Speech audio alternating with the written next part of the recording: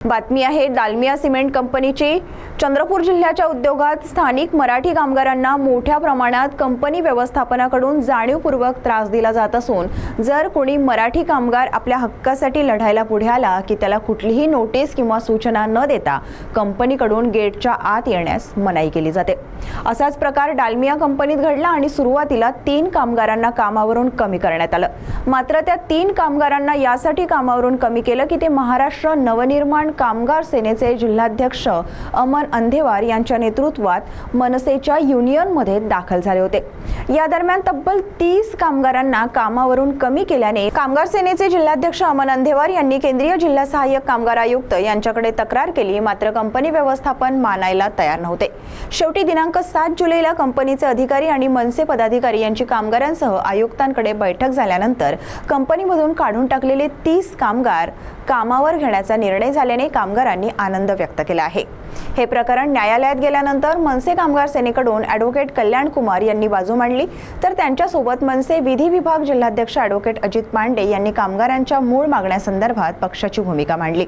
यावेळी मनसे कामगार सेनेचे जिल्हाध्यक्ष अमन अंधेवार यांच्यासह मनसे जिल्हा उपाध्यक्ष राजू कुकडे, मनसे वाहतूक सेना जिल्हाध्यक्ष महेश वासलवार, जनहित कक्ष जिल्हाध्यक्ष सुनील गुढे व दालमिया कंपनीच्या चेअर इंडिया या कंत्राटी कंपनीचे कामगार मोठ्या संख्येने उपस्थित होते। दरम्यान कामगारांच्या प्रमुख मागण्यांसंदर्भात लवकरच केंद्रीय सहाय्यक कामगार आयुक्त कार्यालयात निर्णय लागेल असे सांगण्यात आले आहे।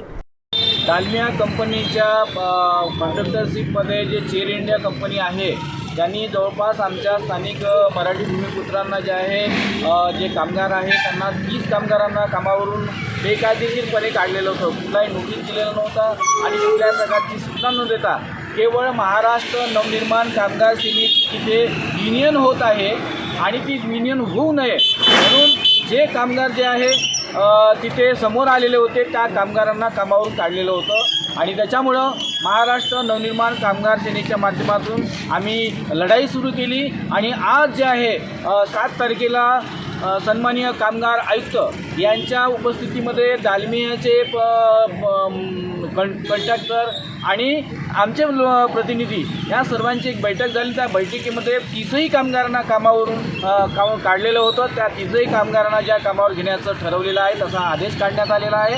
हा एक प्रकारे महाराष्ट्र नवनिर्माण कामगार सेनेचा विजय आहे आणि संपूर्ण कामगारांचा हा विजय आहे आणि याच्यानंतर जे कायदेशीर लढाई पुन्हा आमची जारी राहणार आहे।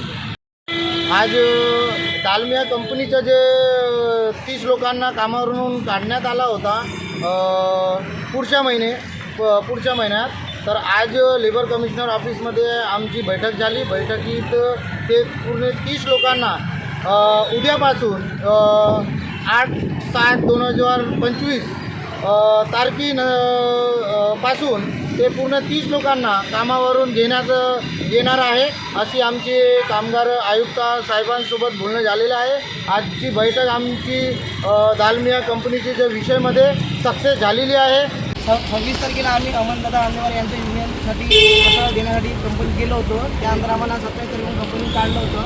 आज दिनांक 7 तारखेला आम्हाला LCमध्ये जे दालमिया चेअर इंडियाचे साहेब आले होते त्यांना सांगितलं की 30च्या उद्यापासून तुम्ही ड्युटी करू शकता।